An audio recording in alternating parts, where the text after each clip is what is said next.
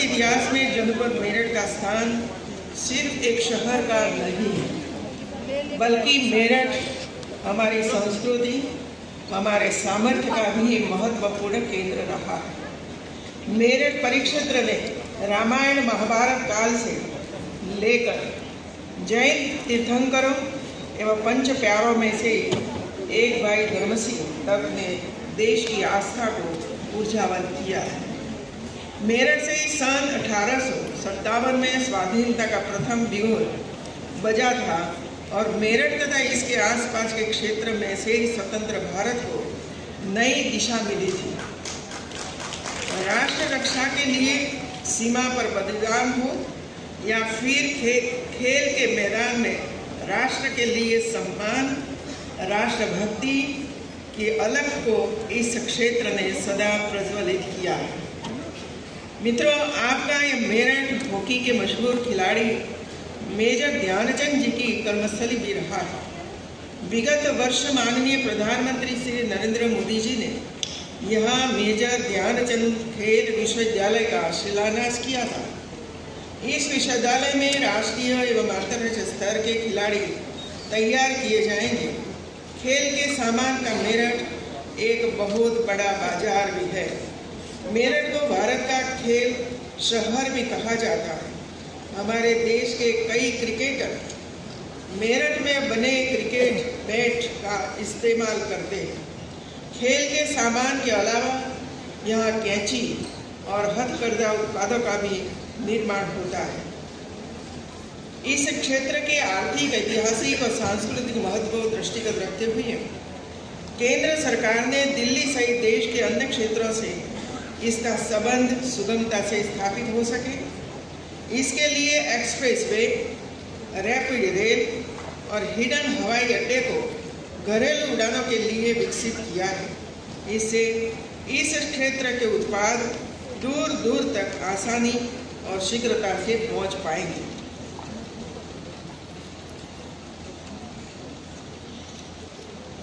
मित्रों, आज विश्वविद्यालय का दीक्षांत समारोह है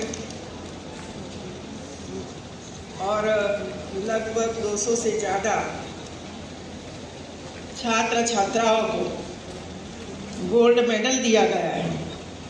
ये सभी छात्र छात्राओं को मैं बहुत बहुत बधाई देती हूँ।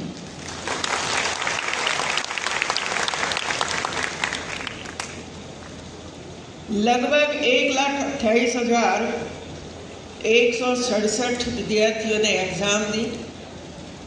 इसमें से छात्र पास हुए 46,880, छात्राएं पास हुई 81,287। छात्राओं का जो प्रतिशत है पास होने का वो 36% है। छात्राओं का पास होने का प्रतिशत 63% है।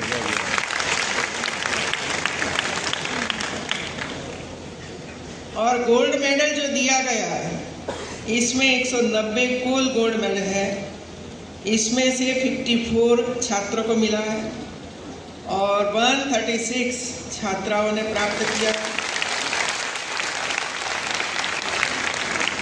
छात्राओं का गोल्ड मेडल प्राप्त करने का प्रतिशत लगभग 72% है।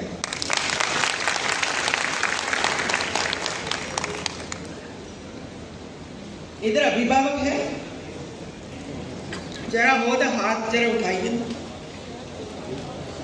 एक उठाया ही कहाँ है? अच्छा, ऊपर बैठे हैं अभिभावक। आप सबने सुन लिया ना? आपके बेटे अभी 36 में क्रिकेट खेलते हैं और ये बेटियां 71% प्राप्त करके विश्व रिकॉर्ड बना रही है।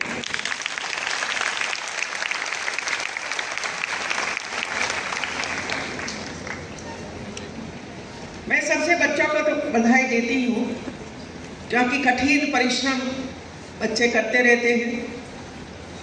यूनिवर्सिटी भी उसको प्रेरित करती रहती है।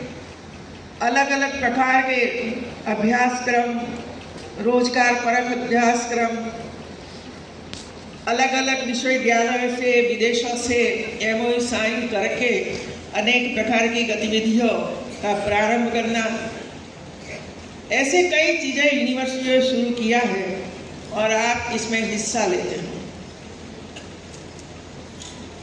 और इसी वजह से यूनिवर्सिटी और आप आगे बढ़ रहे हैं।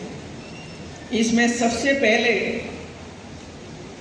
आपने नेक रैंकिंग में A++ प्राप्त किया।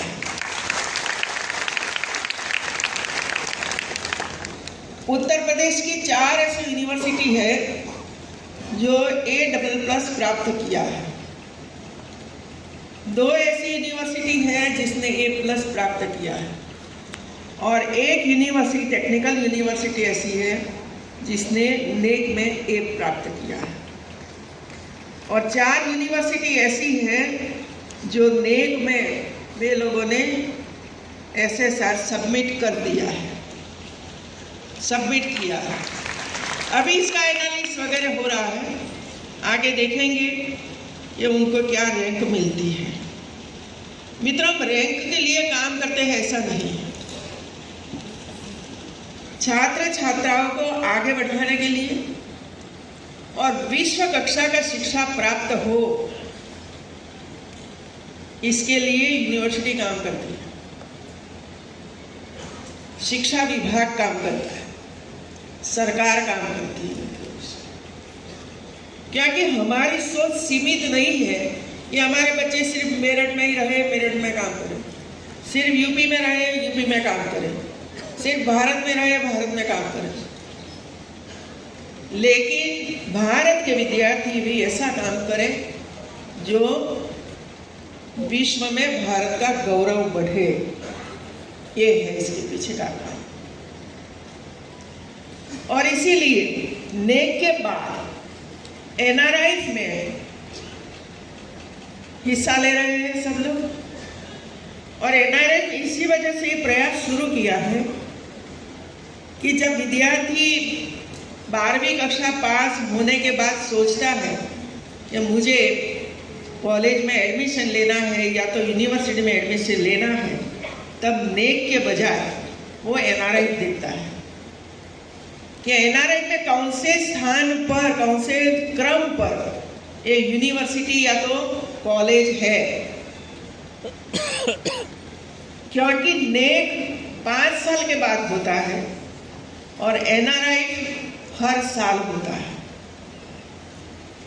हर साल NRI होने के कारण मान लो कि एक यूनिवर्सिटी 150वें स्थान पर 1 साल पहले है, फिर उन्होंने प्रयास किया और NRI में गए और फिर इसका 120वां नंबर आया, मतलब यूनिवर्सिटी कॉलेज आगे बढ़ रही है। हर साल इसका रैंकिंग, इसका ग्रेड अच्छा होता जाता है। जब जो नेक है वो नेक हर 5 साल के बाद होता है, तो 5 साल में यूनिवर्सिटी वो नीचे गिरी या आगे गई, ये 5 साल के बाद ही पता चलता है। इसका अर्थ ये नहीं है कि हमें नेक नहीं करवाना है, क्योंकि नेक और NRI में काफी अंतर नहीं है, ज्यादा अंतर नहीं है। लेकिन जब ये भारत सरकार ने, शिक्षा विभागों ने काम किया है, तो हमें भी ये सोचना चाहिए कि हम भी क्वालिटी के लिए ये काम करें और विद्यार्थियों को और अध्यापकों को प्रेरित करें और आगे बढ़ें। अभी US रैंकिंग के लिए, एशिया रैंकिंग के लिए और वर्ल्ड रैंकिंग के लिए भी हमारा प्रयास है और इसके लिए पिछले 2-3 महीने से लगभग 11-12 यूनिवर्सिटियों को US रैंकिंग के लिए और एशिया रैंकिंग के लिए मार्गदर्शन दे रहे हैं। शायद दिसंबर में उसका सबमिशन होगा और नेक्स्ट जून-जुलाई में इसका रिजल्ट आएगा, तब आपको पता चलेगा कि आपकी यूनिवर्सिटी US रैंकिंग में कौन से स्थान पर है। लेकिन आज US रैंकिंग का आपका जो ग्रेड है वो आया है। साउथ एशिया में 4000 कॉलेज है, साउथ एशिया में, इसमें से US रैंकिंग में 219वां स्थान इस हमारे लिए गर्व की बात है। और मैं कुलपति जी और हमारे जो सब अध्यापक हैं, वे लोगों के सामने क्यूएस रैंकिंग क्या है, नेट क्या है, एनआरआई क्या है, ये समझाना चाहिए। कैसे होता है, कैसे होता है, क्यों होता है, इसके लिए फायदा क्या होता है, विद्यार्थियों को क्या फायदा होता है, यूनिवर्सिटी को क्या फायदा होता है। आज उत्तर प्रदेश की 8 यूनिवर्सिटियों ने जो A+ रैंकिंग प्राप्त किया है, इसी वजह से हमारे जो पड़ोसी राज्य है, पड़ोसी कंट्री है, ये पड़ोसी कंट्रियाँ अभी हमारी यूनिवर्सिटी के साथ MOU साइन कर रही है। ये हमारी उपलब्धि है। ये पहले कौन पूछता था आपको यूनिवर्सिटी कौन सी गली में चल रही है, किसी को पता ही नहीं था। तो ये उपलब्धि है मित्रों, और ऐसी उपलब्धियां हमें प्राप्त करनी ही रहती है। एक बार हुआ फिर नहीं किया ऐसा नहीं, हर साल NRF में जाना है, हर साल क्यूएस रैंकिंग बढ़ाने के लिए, रैंक बढ़ाने के लिए प्रयास करना है। इसी तरह साउथ एशिया में 219वां स्थान है और एशिया रैंकिंग में 13,000 यूनिवर्सिटियां हैं, 13,000। और 13,000 यूनिवर्सिटियों में लगभग 50 यूनिवर्सिटी एक ही रैंकिंग में है, एक ही रैंकिंग में। जिस तरह में बच्चे मार्क्स लाते हैं, 100 में से 2 बच्चे ऐसे तो 98 मार्क्स मिलते हैं, तो समकक्ष। इसी तरह 50 यूनिवर्सिटी ऐसी है, इसमें चौधरी चरण सिंह यूनिवर्सिटी भी 701 से 750वें स्थान पर है।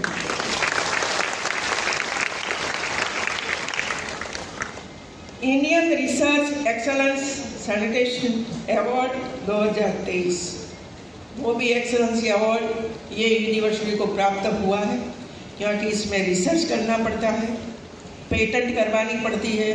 कितना रिसर्च हुआ, कितने पेटेंट हुए, उसकी भी पूरे देश भर में, दुनिया भर में रिसर्च होता रहता है। और रिसर्च के बाद वे लोग गिनती करके यूनिवर्सिटी को अवगत कराते हैं। तो एक काम मुझे लगा कि आपने सामने में रखूं, जैसे तो हमारी कुलपति जी ने ये किया है, तो ये जो आपने रैंकिंग दिशा में अपने कदम बढ़ाए हैं, इसी वजह से मैं कुलपति सहित सभी यूनिवर्सिटी के अध्यापक, कर्मचारी सबको बहुत बहुत बधाई देती हूँ।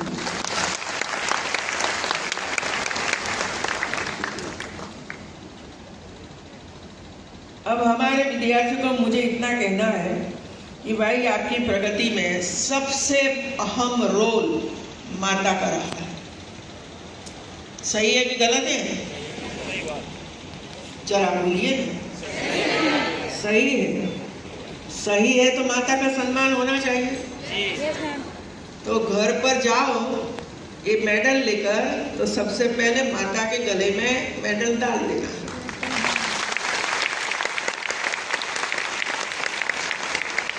और पैर छूना, आशीर्वाद लेना। ये नहीं है कि पिताजी के गले में नहीं डालना, क्योंकि कई लोगों को 4 मिला है, 2 उसको 2 उसको, 2 मिला है तो एक पिताजी का एक माता जी का, और 1 मिला है तो दोनों को साथ में पहना देना तो होगा। माता का स्थान कैसा है मैं आपको बताना चाहती हूँ। ये नया नहीं है मित्रों। एक भाई ने 8-10 माताएं बैठी थी, चर्चाएं हो रही थी। उसी समय एक भाई ने माता को, मतलब महिलाओं को पूछा, पूरे दिन घर में रहते हो, क्या करते हो? पूरे दिन घर में रहते हो, करते हो क्या? ये सवाल का जवाब मतलब कठिन होता है। तो एक माता ने जवाब दिया, जरा सुन लीजिए।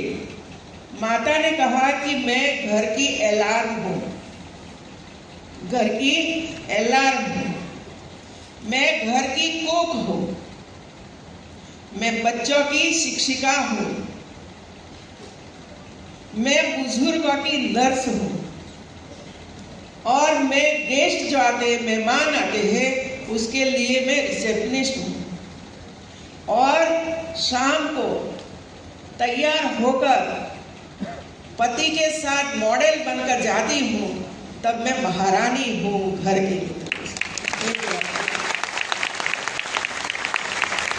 आप समझ गए सब कुछ? क्या नहीं समझे? ऐलान मतलब क्या? घर के सब लोगों को उठाती है, जगाती है, चाय का कप लेकर पति देव के पास जाती है, भाई उठो, ये चाय लाई, ठंडी हो जाएगी। बच्चों को उठाती है, उठो स्कूल में जाना है, तैयार हो।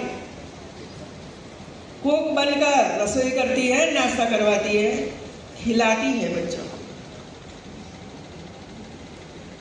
होमवर्क दिया है तो होमवर्क करवाती है, मतलब टीचर का काम भी करती है।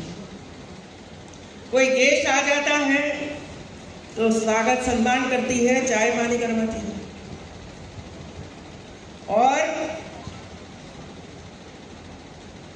पति के साथ जाना है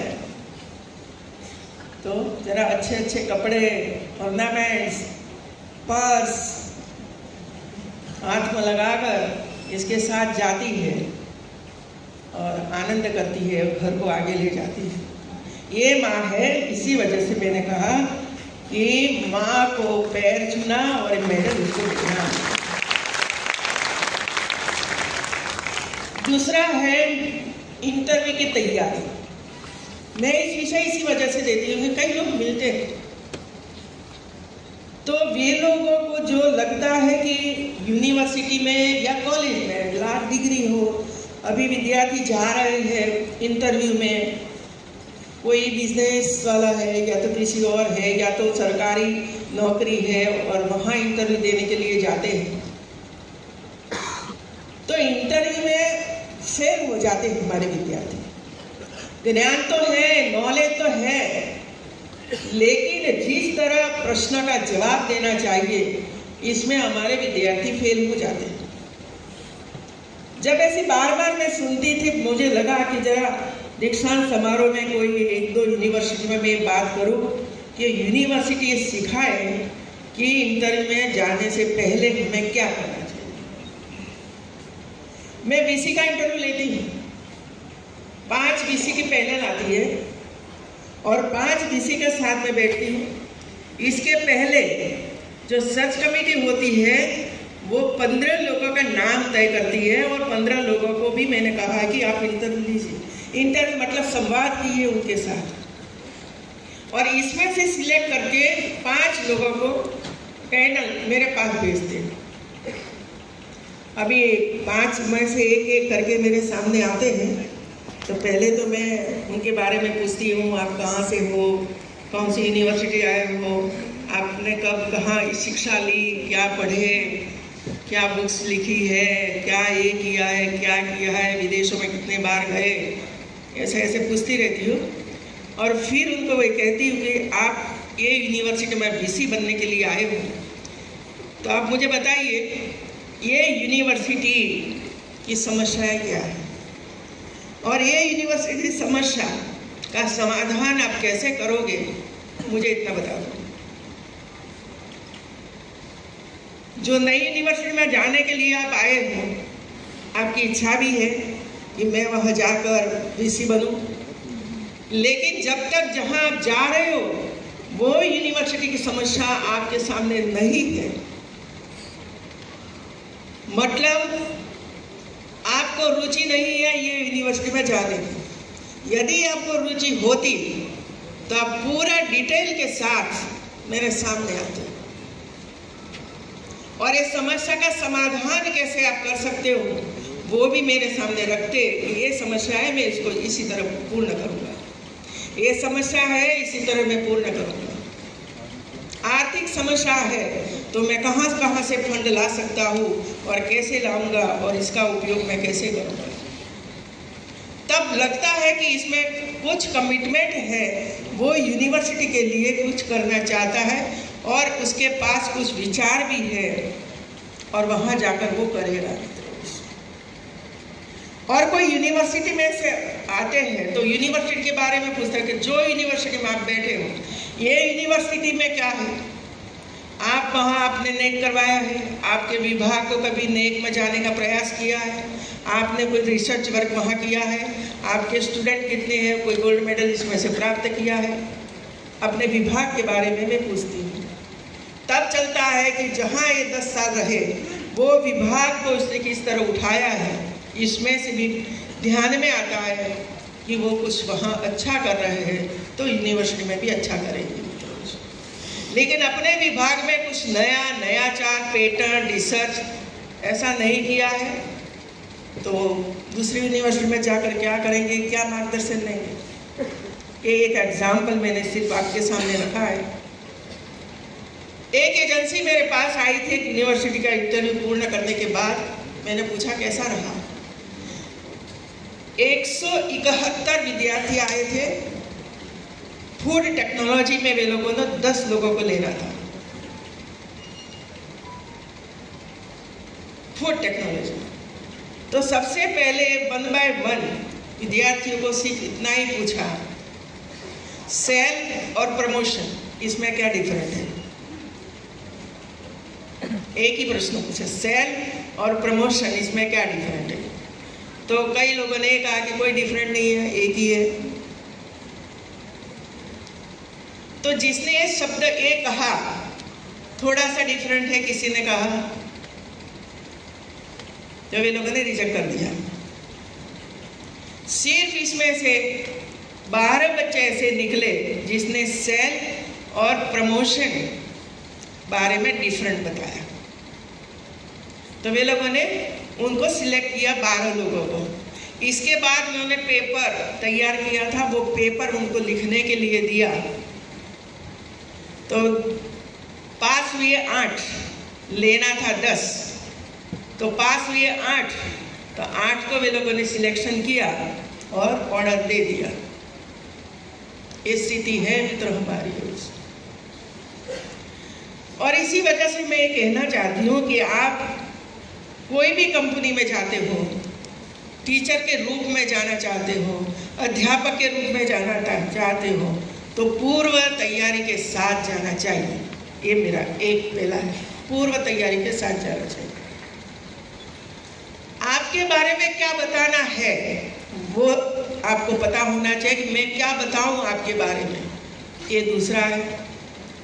तीसरा, सैलरी कभी भी नहीं देखनी चाहिए। कितनी सैलरी मिलेगी, ज़्यादा सैलरी मिलेगी तो ही मैं इंटरव्यू देने के लिए जाऊंगा। भविष्य उज्जवल हो सकता है, वहाँ भी सैलरी का मायना नहीं रखता है, काम का मायना रखता है। तो ये जो कंपनी है, ये आज जो काम कर रही है वो धीरे धीरे आगे बढ़ रही है, तो धीरे धीरे आप भी आगे बढ़ोगे। तो काम ध्यान में रखना चाहिए, सैलरी ध्यान में नहीं रखना चाहिए। दूसरा, जहाँ भी आप काम करके आए हो उनके बारे में भी पूछे कि आपने जॉब क्यों छोड़ी, या तो हमारी कंपनी में जॉब क्यों जाना चाहते हो, लेना चाहते हो। तो जो आपने जॉब जहाँ से भी छोड़ी हो उनका नकारात्मक बात कभी भी नहीं कहना चाहिए। वहाँ आप क्या सीखे, आपको क्या नॉलेज प्राप्त हुआ, आप इसमें भी आगे कैसे। शुरुआत में मैं ऐसा था, इसके बाद धीरे धीरे करके मैं एक कंपनी में आगे बढ़ा और मैं और आगे बढ़ना चाहता हूँ और नया करना चाहता हूँ। इसी वजह से आपकी कंपनी में मैं आया हूँ। तो सकारात्मक बातें करिए, नकारात्मक नहीं करिए कोई भी कंपनी की, क्योंकि जो नकारात्मक आप वहाँ करोगे तो वो कंपनी वाले वो समझेंगे कि ये हमारी कंपनी में 5 साल काम करेगा, इसके बाद दूसरी कंपनी में जाएगा तो हमारी कंपनी का नकारात्मक बातें वहाँ करेगा, तो चौकड़ी हो जाएगी।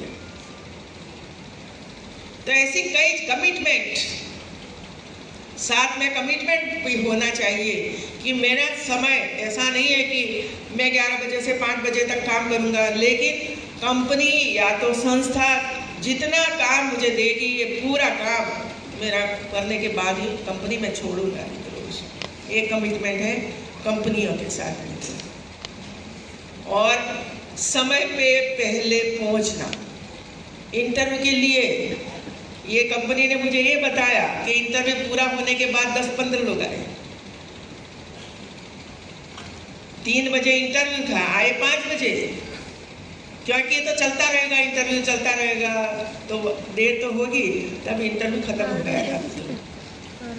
तो ये मैंने इसी वजह से कहा कि यूनिवर्सिटी एक ऐसा सेल करेक्ट किया तो होगा, लेकिन ये कंपनियां जब आपके सामने आने वाली है या तो आएगी, इसके पहले आपकी तैयारी कैसी होनी चाहिए और इसी तरह आप तैयारी करोगे तो मैं मानती हूँ कि आपको अच्छी जॉब भी मिलेगी, अच्छा काम भी मिलेगा और धीरे धीरे करके आप अपनी कंपनी भी शुरू कर सकते हो। आप शूज पहनते हो ना, सब लोग शूज पहनते हो, नाइक का पहनते हो ना, सही है। नाइक कंपनी के बारे में सोचते हो, मैं उनके बारे में आपको बताता हूँ। अमेरिका का ये लड़का है,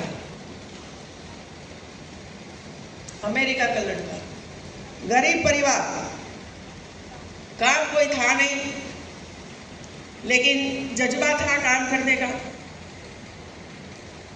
हौसला था काम करने का।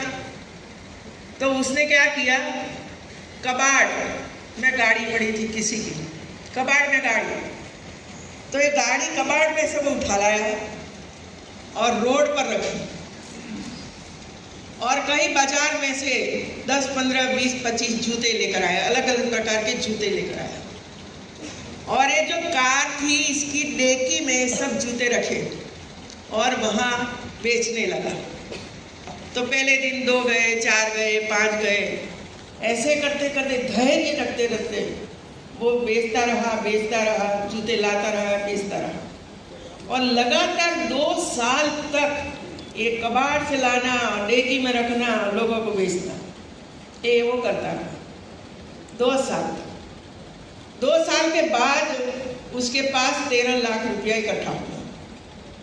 उसने सोचा कि मैं अभी एक छोटा सा स्टोर ले लूं, तो स्टोर में मैं ये काम शुरू करूं।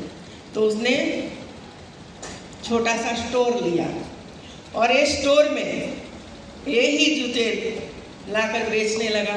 धीरे धीरे करके ग्राहक के साथ अच्छा व्यवहार करने लगा, शूज की क्वालिटी कैसी है वो भी करने लगा और जो शूज जो कंपनियां बनाती थी वो कंपनी शूज कैसे बनाती है, कहाँ से मटेरियल आता है, कितना खर्च होता है, कितनी इनकम होती है, ये सब का काम भी सीखने लगा।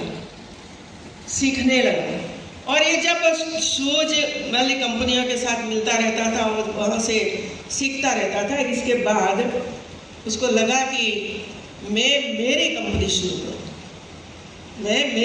शुरू करूँ, क्योंकि अभी उसकी क्वालिटी बढ़ाने के लिए क्या करना चाहिए, कौन से लोग हैं जो शूज बनाते हैं, तो उसके साथ संपर्क भी कर लिया, साथ साथ में सब कुछ करता रहा, क्योंकि उसका विजन था कि मुझे अपनी कंपनी बनाना है भविष्य में, वो इसके विजन था। और इसके लिए पहले से उसने आयोजन ये करता रहा। उसने अपनी कंपनी बनाई और वो कंपनी शूज बनाने लगी। उसने जो डिजाइन करी इस हिसाब से वो कंपनी वो शूज भी बना लगी और एक बड़ा स्टोर भी इसने खरीद लिया और उसका उद्घाटन एक शूज कंपनी के कोई स्पोर्ट्समैन था उनके हाथों से करवाया। फिर तो ये कंपनी ऐसी चली कि पूरे विश्व भर में उसके अनेक स्टोर हैं और हम विदेश जाते हैं या तो इधर जाते हैं तब नाइक का शूज खरीदते हैं मित्र, ये है। और आज एक मिनट में 88 लाख हजार रुपये डॉलर के 48,000 लाख डॉलर की उसकी इनकम है। अब एक छोटी सी कंपनी भी नहीं, एक छोटा सा डेकी में काम करने वाला ये लड़का, और उसी कंपनी का नाम दिया फिल्म नाइक। और इसकी ब्रांडिंग है नाइफ। समझ में आया ना? तो आपको भी इसी तरह जिंदगी में काम करना पड़ता है। 2 महीना काम किया फिर छोड़ दिया, 3 महीना काम किया फिर छोड़ दिया, इधर नहीं अब इधर, इधर नहीं इधर, क्योंकि वहाँ ज़्यादा पैसा मिल रहा है। ऐसे करके करके हम जो रुचि के हिसाब से हमें काम मिलना चाहिए, काम करना चाहिए, वो नहीं होता है मित्रों। तो ऐसे कई एग्जाम्पल हमारे सामने है जो बड़े बड़े लोग आज बन गए हैं मित्रों, बड़े बड़े लोग बन गए हैं। और मैं चाहती हूँ आप भी ऐसे बड़े लोग बने, और बड़े लोग बनने के बाद समाज को और देश को भूलना नहीं चाहिए मित्रों। देश हमारा पहले, राष्ट्र निर्माण के लिए हमारा योगदान हमें कभी भी भूलना नहीं चाहिए। इसके लिए कभी कभी मैं रतन टाटा का एग्जाम्पल देती हूँ। आज पूरे विश्व में सबसे ज्यादा दान करने वाली वो जो कंपनी हो तो ये रतन टाटा है। सबसे ज्यादा दान करती है वो कंपनी। और क्यों दान कर रही है? तो रतन टाटा ने अपनी बायोग्राफी में लिखा है कि एक घटना ऐसी हुई थी, वो 25 साल की उम्र वाले थे। उनका तो दादा परदादा सब लोगों ने टाटा का ग्रुप बनाया था और आगे बढ़ रहे थे मित्र। जमशेदजी के नाम से तो बड़ा सिटी बना है वो छत्तीसगढ़ में, जमशेदपुर।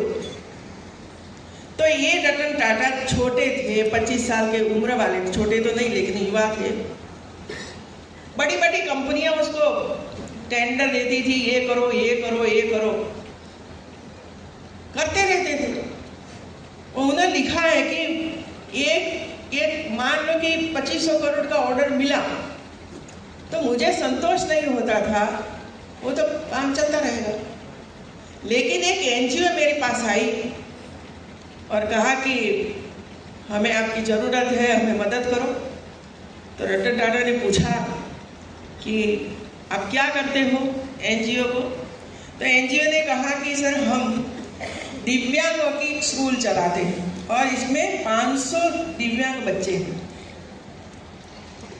1 साल से लेकर 25 साल 30 साल की उम्र वाले सभी बच्चे हमारे पास है। हम सिखाते हैं, उनको ट्रेनिंग करते हैं, उसको जॉब दिलवाते हैं। वे लोगों को हम अपने आप आगे बढ़े इसके लिए प्रयास करते हैं। उन्होंने जरा सुन लिया सब कुछ, फिर उन्होंने कहा कि क्या ज़रूरत है आपको, मुझे बताइए। उन्होंने कहा कि बच्चे तो काफ़ी हैं, लेकिन हम 100 व्हील चेयर चाहते हैं कि आप 100 व्हील चेयर देंगे तो अच्छा रहेगा। उन्होंने पूछा बच्चे कितने? तो पहले शुरुआत में बता दिया 500। वे लोगों ने कहा कि 100 व्हील चेयर आपकी ओर से मिलेंगे तो आपको हम रिक्वेस्ट करते हैं कि आप एक कार्यक्रम में उपस्थित रहिए और आपके हाथों से बच्चों को व्हील चेयर दीजिए। तो टाटा जी ने कहा कि ठीक है, मैं आ जाऊंगा। अभी रतन टाटा को सोचा कि 500 बच्चे हैं और इसमें मैं 100 को दूं तो ठीक तो नहीं है, और मेरे पास तो इतने पैसे हैं। तो उन्होंने ऑर्डर दिया 500 व्हील चेयर का, और वहाँ पहुँच गई जहाँ दिव्यांगों की स्कूल वगैरह चलती थी। तो पास में एक छोटा सा खुली जगह थी, वहाँ 500 चेयर रखी गई, बच्चों को इस पर बिठाया गया। रतन टाटा आए और बच्चों को मिले, उसका आनंद। और बच्चे जिस तरह ये साइकिल व्हील चेयर लेकर इधर इधर घूमते थे, एक दूसरे को मिलते थे, हंसते थे, चिचियारियाँ करते थे, ये देख कर ये बोले कि मुझे मेरी कंपनी इतनी बड़ी हुई है लेकिन मुझे संतोष नहीं होता था। आज एक बच्चों को देखकर मुझे इतना संतोष हुआ कि आज के बाद मैं डोनेशन करता ही नहीं। इसी वजह से मैंने कहा दुनिया भर में सबसे ज़्यादा डोनेशन करने वाली जो कोई कंपनी है तो ये रतन टाटा है। रतन टाटा। तो बड़े बड़े लोग हैं।